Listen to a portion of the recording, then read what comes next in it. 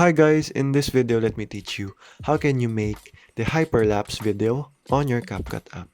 So without further ado, let's get right onto it. So first things first guys, you need to have a already made time-lapse video on your CapCut and you just need to import that.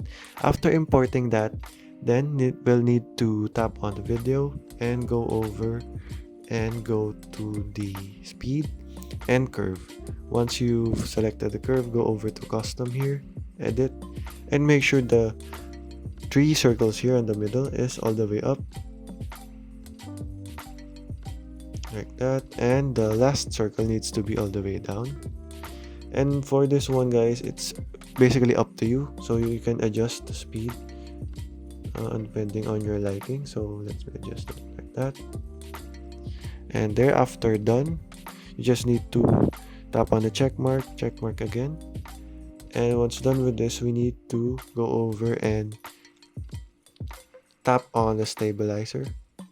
So tap on the video again and let's search for the stabilize,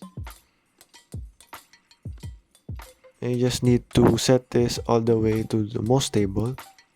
Once done with that, you just need to go ahead and select motion blur, and the blur needs to be exactly 18 and the blend needs to be around the 20s. So let's try the 22, and once done with that, you just need to tap on the check mark there.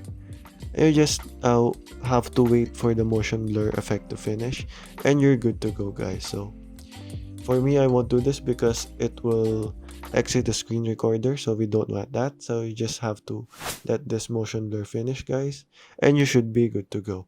After that, you just need to export your already made video here on your CapCut and there. So okay guys, that is all for today. Thank you for watching and goodbye.